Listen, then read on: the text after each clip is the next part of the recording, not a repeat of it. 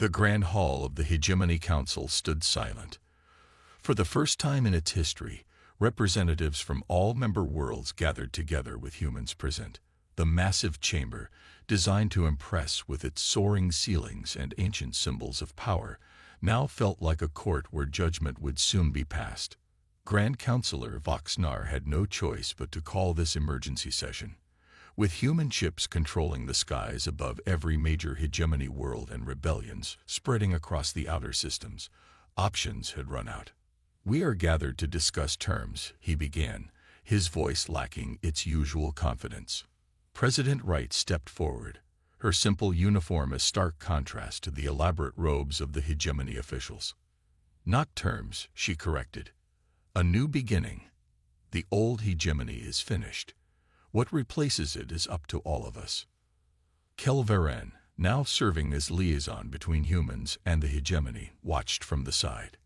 In just weeks, everything had changed. The myths he grew up with had been exposed as lies. The monsters from children's stories had proven to be more honorable than his own leaders. "The evidence has been shared with all worlds," President Wright continued. "The quarantine of humanity, the genocide of our colonies, the deliberate erasure of our history. We could demand your unconditional surrender. Instead, we offer a path forward." She activated a holographic display showing a new political structure, not a human empire, but a coalition where all species would have equal representation. "The Coalition of Free Worlds," she named it, "where no species can imprison another. Where history is preserved, not rewritten." Murmurs spread through the chamber. This was not what anyone expected. Many had feared humanity would simply replace the hegemony with their own rule. Chancellor Laura Scott, recently appointed to lead the transition, outlined the specific proposals. All quarantines will end. All historical records will be restored. And a truth commission will document what really happened 3,000 years ago. From the hegemony delegation, coalition representative Jixvan, once a mid-level bureaucrat, now representing dozens of worlds that had already declared for the new coalition, stood up. "My worlds accept these terms," he announced. "We have lived too long with lies." One by one, representatives from other worlds stood to join the coalition. The hegemony was dissolving before everyone's eyes. Grand Counselor Voxnar watched in horror as his power evaporated. "This is coercion," he protested. "You hold our worlds hostage with your fleet." Captain Daniel Green, commander of the human peacekeeping force, stepped forward. "That can be addressed immediately, President Wright, with your permission." She nodded. Captain Green activated his communication device. "All human vessels, initiate Operation Goodwill." Across hegemony space, human ships began to withdraw from their positions above major cities. They maintained a presence, but pulled back to non-threatening distances. "We don't need to threaten you to win this peace," President Wright explained. "The truth has already done that." In the days that followed, the transition began.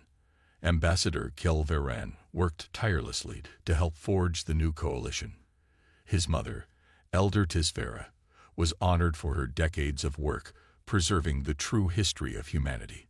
6 months later, on the newly established Coalition Memorial Day, Kelveren stood with President Wright as they dedicated a monument on a world that had once been a human colony before the quarantine. "I often wonder," he said quietly, "what would have happened if we had discovered the truth sooner, or if you had responded with the vengeance our stories claimed you would seek." President Wright looked out at the gathered crowd, humans and aliens standing together as equals. "History is full of crossroads," she replied. "When your ancestors chose to imprison us, they created the very enemy they feared. When we chose justice over vengeance, we created something better than either of us had alone." The monument was simple. 2 hands from different species, reaching toward each other across a divide. Beneath it, words in a dozen languages carried the same message. "Never again will truth be sacrificed for power. Never again will any species be erased from history. What was once a warning has become a promise. We go forward together, or not at all. The hegemony was falling apart from within. As the truth about humanity spread, many worlds began to question everything they had been taught. On the outer rim planet of Vartelis, a growing movement led by rebel leader Sev Kara openly declared support for the humans. For generations, we have lived under the shadow of the central worlds, she told the crowd gathered in the city square. We were told humans were monsters to fear. Now we know the real monsters were the faces of our leaders. Similar rebellions sparked across a dozen worlds.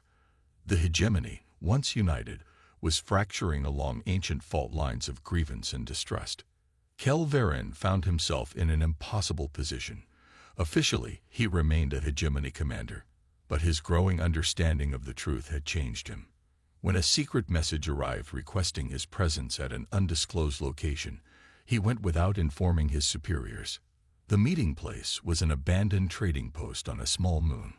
Waiting for him was Lieutenant Andrew Phillips, a human officer with kind eyes that belied his military bearing. "Commander Kelverin," Phillips greeted him. "Thank you for coming." "I'm not sure why I'm here," Kelverin admitted. "Because you're one of the few hegemony officials who has shown the capacity to see beyond centuries of propaganda," Phillips explained. "And we need someone like you if we're going to move forward." Phillips activated a holographic display showing old star charts that Kelverin had never seen before. "These maps show the galaxy before the quarantine," Phillips said. "Humans weren't just another species. We were part of a greater alliance, one that included many races now part of your hegemony." Kelverin studied the maps with growing horror. These show human colonies throughout what is now hegemony space. Colonies, outposts, and allied worlds. Phillips nodded. "When the old empire decided to contain us, they didn't just lock us in our home system. They erased all evidence of our existence across the galaxy. Millions of humans on other worlds were." He didn't finish the sentence.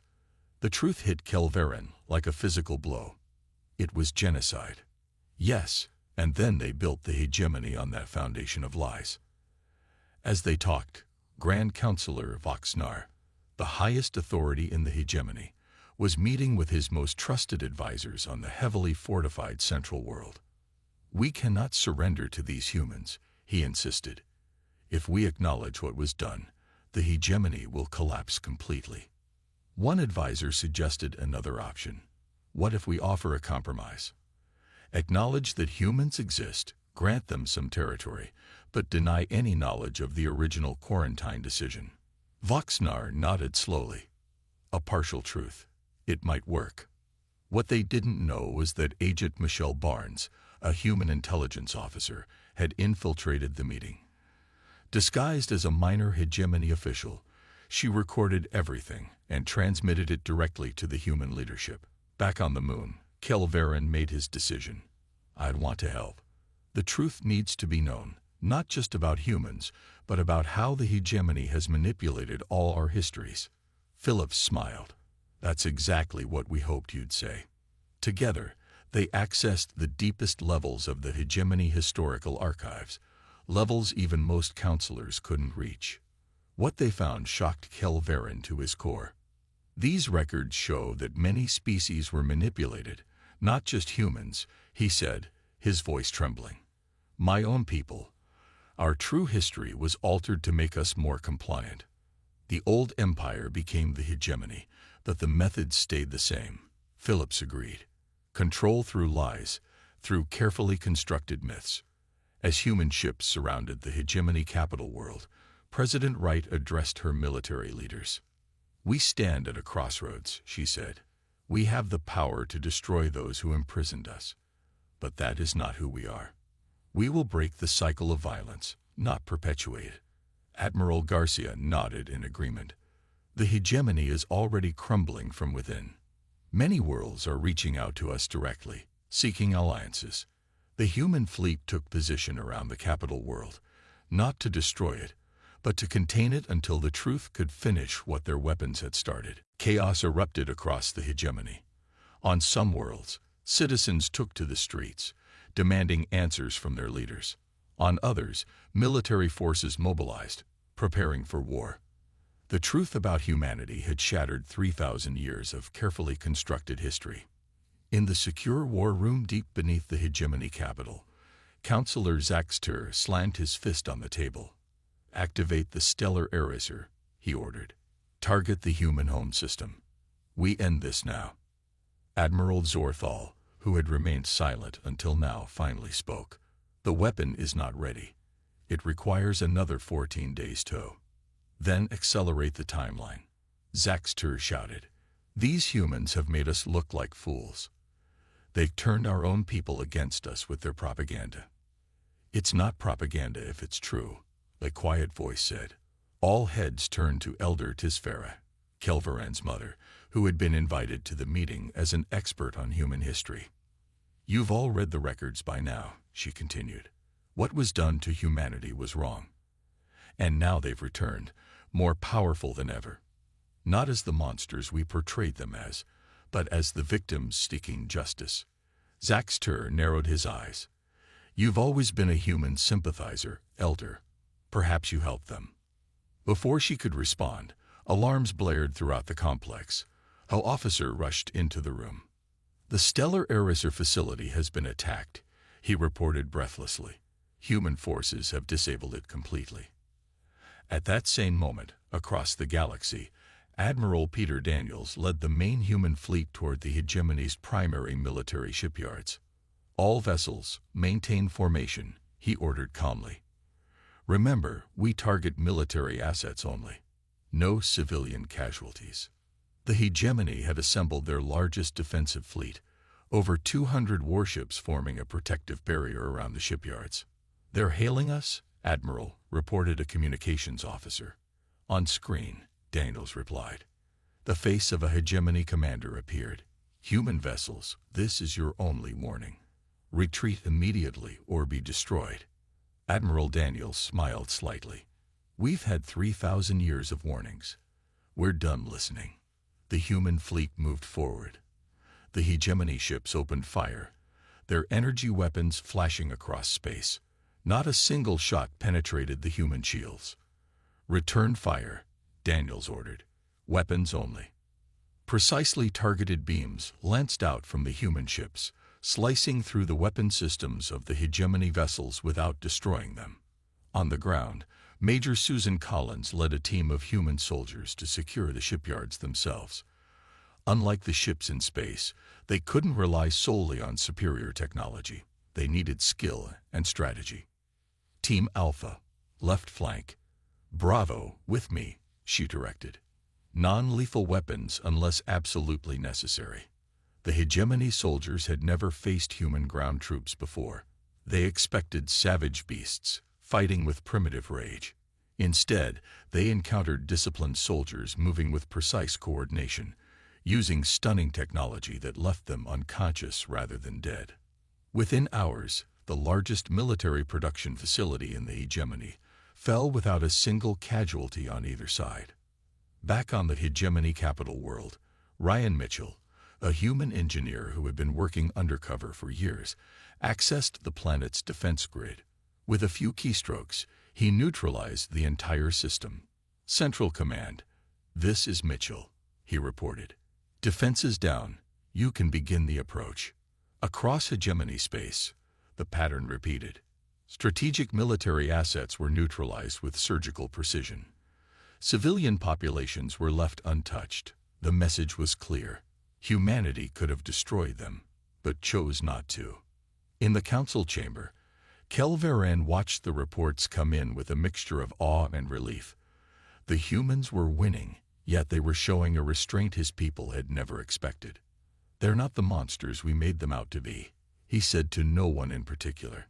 Counselor Zaxter glared at him. "They've crippled our military, destroyed our defenses, without taking a single life," Kelveran pointed out. "Perhaps it's time we considered their terms." The Grand Council chamber of the hegemony buzzed with angry voices. Representatives from 100 worlds argued as reports of human activities flooded in from across their territory. At the center of the storm stood Kelveran, who had been summoned to provide first-hand testimony. "They could have destroyed us," he repeated for the third time. Their technology is far beyond ours, but they chose not to. Trickery, shouted a counselor from the militant draftist species. They seek to weaken our resolve before striking. Diplomat Tevril, a respected elder with pale blue scales, raised his hand for silence. The humans have requested formal negotiations. As head of diplomatic relations, I believe we should meet with them. Meet with myths, with monsters. Another counselor scoffed. They are neither myths nor monsters. Kelverin said firmly. I have seen the true historical records. So have many of our people now. The quarantine was wrong. We, our ancestors, imprisoned an entire species and then erased them from history. After hours of debate, the council reluctantly agreed to negotiations. A neutral space station was chosen as the meeting place. Kelverin accompanied diplomat Tevril as part of the hegemony delegation. When they arrived, he was surprised to see a human he recognized waiting for them, Captain Lisa Bennett. Commander, she greeted him with a small nod. We meet again under better circumstances. The negotiation chamber was simple. A large round table with the hegemony representatives on one side and the humans on the other. Secretary Kate Rodriguez led the human delegation, her calm demeanor contrasting with the tension in the room. We are here to establish peace, she began. Humanity doesn't seek the destruction of the hegemony, only acknowledgement of past wrongs and our rightful place among the stars. Tevril responded carefully. The current hegemony government cannot be held responsible for actions taken thousands of years ago by our ancestors. Perhaps not, agreed Eric Johnson, a human historian who had brought several data displays. But your government continued the policies of containment and historical erasure. Let me show you. The displays activated, showing evidence that shocked even Kelverin. Records of hegemony ships maintaining the quarantine platforms around Sol.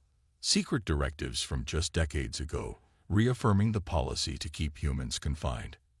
Educational materials purposely designed to portray humans as legendary monsters. 3 times in our confinement, humanity nearly destroyed itself, Secretary Rodriguez said quietly. 3 times we rebuilt from near extinction. All while your people watched and made sure we couldn't escape. Captain Nickel Lewis, a stern-faced human security officer, added, we found the observation posts your people maintained in our system. You studied us like animals in a cage. Diplomat Tevril's scales paled as the evidence mounted. I was not aware of this. These operations must have been conducted by military or intelligence services without council knowledge. Convenient, Captain Lewis remarked coldly. Kelverin suddenly understood something important. You're not here to negotiate, he said to the humans. You already know the council won't admit responsibility. Secretary Rodriguez smiled slightly. Perceptive, Commander. This meeting serves 2 purposes. First, to give your leadership a chance to do the right thing. Second, to make sure some of your people, like you, know the full truth before what happens next. What happens next? Tevril asked, voice shaking. The answer came not from the humans, but from a message that suddenly appeared on every communication device in the room. Across hegemony space, the same message was broadcasting on all frequencies to all worlds. Attention citizens of the hegemony, your leaders have hidden the truth for millennia. Humanity was not a myth. We were imprisoned and erased because we fought for freedom, ours and yours. Today, we reveal the truth. Every data network in the hegemony was suddenly flooded with historical records. The real history, not the sanitized version, taught to generations of aliens. The quarantine, the cover-up, everything. As Kelverin watched the diplomatic mission collapse around him, he realized the humans had outmaneuvered them completely. They hadn't come to beg for acceptance. They had come to deliver a warning. The Sol system buzzed with activity. Ships of all sizes moved between Earth, Mars, and the massive orbital stations that had been humanity's homes for centuries. From her office window on the largest station, President Allison Wright watched the distant Earth, a blue jewel against the blackness of space. They never thought we'd break free, she said quietly. General William Carter nodded. His weathered face showed the strain of recent days.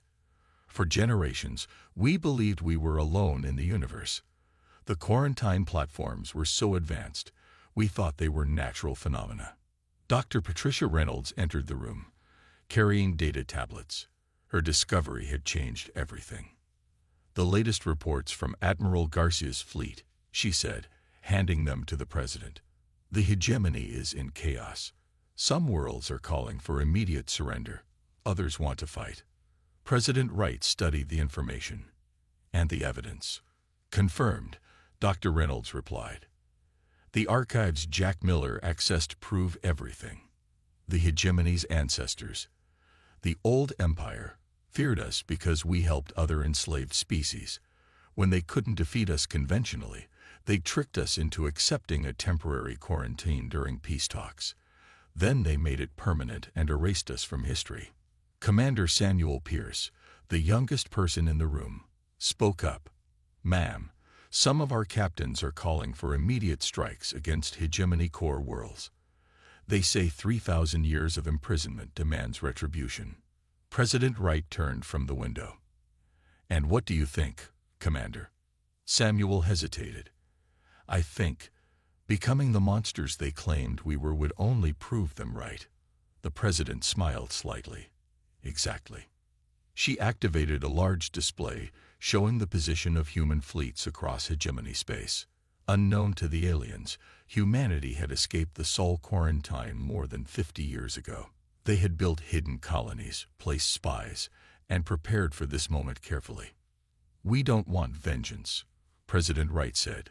We want justice and recognition. The communication system chimed. Admiral Garcia's face appeared on screen. Madam President, the Hegemony Council has responded to our ultimatum. They're claiming the quarantine was the work of a previous government. They say the current hegemony bears no responsibility.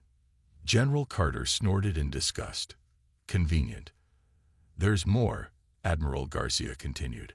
Our intelligence indicates they're activating weapon systems across their territory, including something called the Stellar Eraser. Dr. Reynolds gasped. That's a star-killing weapon. If they deploy it against Sol, they're hoping to put us back in our box, President Wright said grimly, or exterminate us entirely. She turned to General Carter. Activate Phase 2. Throughout hegemony space, dozens of previously hidden human settlements suddenly revealed themselves. Not small outposts, but thriving colonies established in secret over decades. Massive defense systems came online. Fleets of ships emerged from hidden docks. The hegemony found itself not facing the single human fleet, but an entire civilization that had spread quietly among the stars. On a hegemony border world, civilians watched in awe as human ships appeared above their cities. They had been told humans were primitive monsters who would destroy everything in their path. Instead, the ships simply maintained position, broadcasting a simple message in all local languages. We are humanity. We have returned. We mean no harm to innocent civilians. Your leaders lied about us. Ask them why. Commander Samuel Pierce led a squadron of smaller vessels to intercept a hegemony strike force heading toward a human colony. The aliens outnumbered them 3-1. All ships, defensive formation, he ordered. Remember, minimal casualties. The hegemony ships opened fire first. The human vessel's shields absorbed the attacks effortlessly. Return fire, Samuel commanded. Target their engines, and weapons only. Precise beams of energy disabled the hegemony ships without destroying them. Within minutes, the entire strike force drifted powerless. This is Commander Samuel Pierce to hegemony vessels, he broadcast. Your systems will restart in 6 hours. Enough time for us to evacuate our people if necessary. Please consider what your leaders have been hiding from you. Kelverin stared at the sensor display in horror. The human ships surrounded his vessel, a net of dark, sleek predators against the stars. Sir, they're hailing us, Meyerleth reported, her voice shaking. On screen, Kelverin ordered, straightening his posture. He would face this threat with dignity. The screen flickered to life, showing Captain Lisa Bennett. She now wore a different uniform, more formal, with gleaming metal pins on her shoulders. Beside her stood another human, a male with short brown hair and cold eyes. "Commander Kelverin," she said, "I'd like to introduce you to Jack Miller. Until an hour ago, your crew knew him as Officer Turbach." The male human nodded slightly. Now that Kelverin looked closely, he could see the resemblance to the crew member who had served on his ship for nearly 2 years. The disguise had been remarkable. "Impossible," Kelverin whispered. "Our genetic scans were designed to detect known species," Jack Miller said. "Your people erased humans from your databases so thoroughly that your scanners weren't programmed to recognize us." Kelverin's mind raced. A human spy had lived among them, learning their ways, their weaknesses, their protocols. What other spies might be embedded throughout hegemony space? "What do you want?" he asked. "First, we're not going to destroy your ship," Captain Bennett said. "Instead, you'll carry a message back to your leaders. The quarantine is broken. Humanity has returned to claim its place among the stars." A new figure stepped into view, an older human female wearing a uniform decorated with more elaborate symbols. "I am Admiral Olivia Garcia of the human fleet," she said. "For 3,000 years, your people have imprisoned us in our home system, wrote us out of history, and pretended we never existed. That ends today." Kelverin found his voice. "You don't understand. If you really are humans, the stories say you were quarantined for a reason. Your species was deemed too dangerous." "Dangerous?" Admiral Garcia laughed without humor. "We were dangerous because we wouldn't accept becoming slaves, because we helped other species fight for their freedom against your ancestors' empire. For that, we were locked away and turned into monsters in children's tales." Another ship dropped out of hyperspace, a massive hegemony battle cruiser. Reinforcements had arrived faster than expected. Lieutenant Frank Martinez, a human tactical officer, spoke urgently to Admiral Garcia. "They're charging weapons, Admiral." "Let them," she replied calmly. The hegemony cruiser fired its main cannon, a weapon capable of shattering moons. The energy beam struck an invisible barrier around the human fleet and simply vanished. "Impossible," Meyerleth gasped. Admiral Garcia smiled. 3,000 years is a long time to advance technology, Commander Kelverin. We spent it wisely." A small human vessel broke formation and fired a single shot at the hegemony cruiser. The massive ship's lights flickered and died, its engines silent. "They're disabled, not destroyed," Jack Miller explained. "We could have turned them to dust, but we didn't. Remember that." Meanwhile, throughout hegemony space, ancient archives were being unsealed. Archivist Biz Laura, working in the Central Library on the hegemony capital world, received an alert about a security breach. Historical records, true records, were suddenly accessible. Files about humans, about the war, about the shameful decision to imprison an entire species and erase them from history.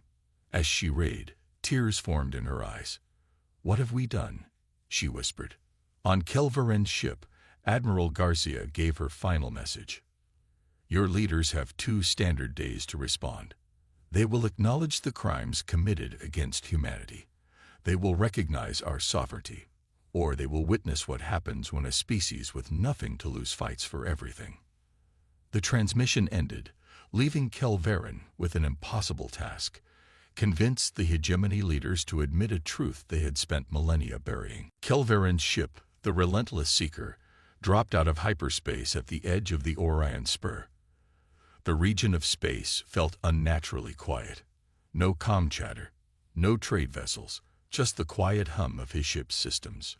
"Scan for debris," Kelverin ordered. Lieutenant Meyerleth worked at her console. "Nothing substantial, Commander. If these outposts were destroyed, the wreckage was collected or disintegrated completely," added Chief Engineer Darvin. The stocky alien's six-fingered hands moved rapidly over the sensor controls. These readings make no sense. The outposts aren't just destroyed. It's like they were never here. Kelverin felt cold dread in his stomach. Set course for Outpost 17. It was the last to go silent. As they approached, long-range scanners detected something drifting in space. A ship, reported Meyerleth. Small, heavily damaged. Not one of ours. Bring it aboard, Kelverin ordered. Maximum containment protocols. The alien vessel sat in their cargo bay, surrounded by security fields. It was sleek and dark, built for speed and stealth rather than comfort. Nothing like the practical, bulbous designs of hegemony ships. There's someone inside, Security Officer Kartok reported. Life signs are stable but unfamiliar. Open it, Kelverin commanded. The ship's hatch hissed open, releasing a cloud of strange-smelling air. From the darkness emerged a figure that made everyone step back in shock. Bipedal. 2 arms. No scales or fur. Skin a pale pink-brown color. Dark hair on top of its head. It wore a tight-fitting black uniform with an unfamiliar symbol on the chest, a circle of stars surrounding what looked like a small planet. The being raised its hand slowly, showing it was unarmed. Its mouth moved, producing sounds none of them understood. Get the translator, Kelverin ordered, not taking his eyes off the creature. Could this really be one of the legendary humans? The myths described them as dangerous because they were unpredictable, adaptable, and refused to accept their place in the natural order. This specimen didn't look particularly threatening. Communication specialist Nair Shal arrived with a translation device.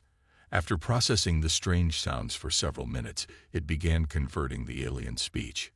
I am Captain Lisa Bennett of the Earth Reconnaissance Fleet. I claim protection under galactic war conventions. Kelverin blinked in surprise. Earth? War conventions? There is no war. The human female's face showed what might have been a smile, but it didn't reach her eyes. There is now. Hours of questioning revealed little.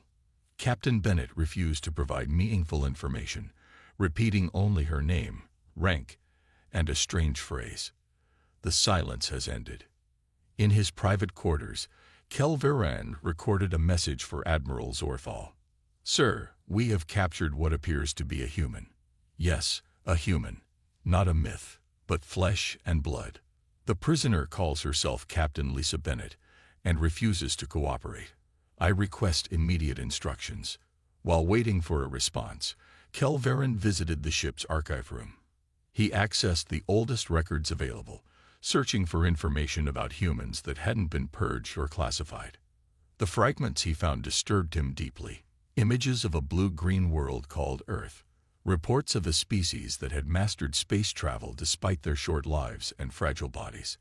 And most troubling, records of a decision made thousands of years ago to quarantine these humans in their home system, using automated weapon platforms to prevent their escape. The quarantine was supposed to be temporary, just until the humans learned their place. But somewhere along the way, the truth had been buried. Humans became myths, warnings, monsters in stories told to frighten children. When Kelverin returned to the detention area to question Captain Bennett again, he found chaos. Alarms blared. Security personnel lay unconscious on the floor. The cell was empty. What happened? He demanded. Kartok, nursing a head injury, looked up with shame and fear in his eyes. Commander, there was another one. It had been hiding among us. Looked just like us, but it wasn't. It helped her escape. A human spy, disguised as one of his crew. Impossible. Yet the evidence lay before him. Commander, Meyerleth called urgently from a nearby console. Multiple ships just appeared on our sensors. They were cloaked. And sir, there are hundreds of them. Commander Kelverin stared at the star map in his private quarters. The silence from the outer rim colonies troubled him more than he wanted to admit. 6 outposts had gone dark in the past month. No distress calls. No debris. Just silence. Commander, your mother is calling again. His assistant's voice announced through the speaker. Kelverin sighed, his 4 nostrils flaring in frustration. Put her through. The wrinkled face of Elder Tisvera appeared on the screen. Her scales had faded from vibrant blue to a pale gray with age, but her eyes remained sharp and clear. "My son, have you considered what I told you?" she asked without greeting. "Mother, please. I have actual problems to solve. Real threats. Not chasing ghosts from children's stories." Tisvera's expression hardened. "The humans were never just stories, Kel. Your father didn't believe me either, and now he rests with our ancestors. Because he died of natural causes at a respectable age, not because of mythical humans," Kelverin replied. "The Archaeological Council rejected your findings decades ago. The artifacts you found were simply misidentified Prox-Terran tools. Fools, all of them." Tisvera hissed. The evidence was clear. The humans were contained, not extinct. And now the seals have broken. Kelverin felt a chill despite himself. The lost outposts. Check the old records, son. Not the cleaned-up versions they teach younglings. The true records from before the Great Purge of Archives. The call ended abruptly, leaving Kelverin staring at his reflection in the blank screen. His mother had always been different, obsessed with the myths of humans. Most educated beings in the galactic hegemony knew that humans were just cautionary tales, invented to warn of the dangers of unchecked aggression and expansion. Yet something about the pattern of silent outposts troubled him. His door chimed. "Enter," he called. Lieutenant Meyerleth stepped in, her posture stiff with military precision. "Sir, Admiral Zorthal requests your presence immediately." At Hegemony Command, the atmosphere was tense. Officers rushed through corridors with urgent purpose. Kelverin was ushered directly into the Admiral's private strategy room. "Commander." Admiral Zorthal greeted him. The Admiral's impressive height and battle-scarred face commanded immediate respect. "You've been monitoring the situation in the Orion Spur." "Yes, sir. 6 outposts silent." "Make that 12 now," the Admiral corrected. "And we have footage from the last one." The wall screen activated, showing grainy security footage. A hegemony outpost, standard design, manned by the usual complement of officers. Then the image shook. Emergency lights flashed. Security troops rushed to defensive positions. The footage switched to an external camera. Something moved against the starfield. Dark, sleek. Unlike the bulbous ships of the hegemony, the unknown vessels fired weapons that seemed to fold space itself, cutting through the outpost's shields like they weren't there. The footage ended. "Analysis suggests technology far beyond our capabilities," Zorthal said quietly. "I need you to investigate. Your ship leaves in 3 hours." "Sir," Kelverin hesitated. "These ships, do we have any idea who they belong to?" The Admiral's 4 eyes blinked in sequence, a sign of deep discomfort. "There are theories. Nothing concrete. My mother believes. Elder Tisvera's theories about humans are well known." Zorthal interrupted sharply. "But this is not the time for myths and legends." But as Kelverin prepared his ship for departure, he couldn't shake his mother's warnings. In his private terminal, he entered his highest security codes and accessed the oldest archives he could reach. He found references to a quarantine, a containment protocol for a species deemed too dangerous to allow among the stars, a species that adapted too quickly, fought too fiercely, and refused to accept defeat. The final entry in the file was a warning. If the humans ever break free,